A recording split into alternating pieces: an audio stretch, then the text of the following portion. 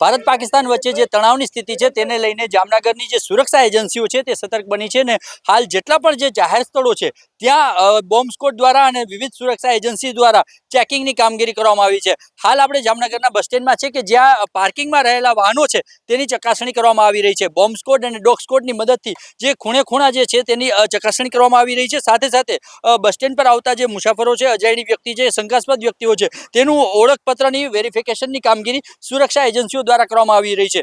થોડા દિવસ પહેલા રેલવે સ્ટેશન ઉપર રાઉન્ડ ધ ક્લોક જે છે તે ચેકિંગની કામગીરી કરવામાં આવી હતી। દરિયાઈ જે વિસ્તાર છે તેનું પણ પેટ્રોલિંગ વધારવામાં આવ્યું છે અને દરિયાકાંઠામાં બોટને તમામને પરત બોલાવી લેવામાં આવી છે અને માછીમારોને પણ સાવચેત રહેવા માટેની સૂચના આપવામાં આવી છે। આ ઉપરાંત જેટલા પણ શહેરના જે જાહેર સ્થળો છે તેનું ચેકિંગ કરવામાં આવે છે। જે મુસાફરો છે તેના સામાનનું પણ જે છે તે ચકાસણી કરવામાં આવી રહી છે। બોમ્બ સ્ક્વોડ દ્વારા વિવિધ પ્રકારની કામગીરી કરી અને લોકોને પણ સાવચેત કરવાની કામગીરી હાલ જામનગરના અલગ અલગ વિસ્તારોમાં જોવા મળી રહી છે।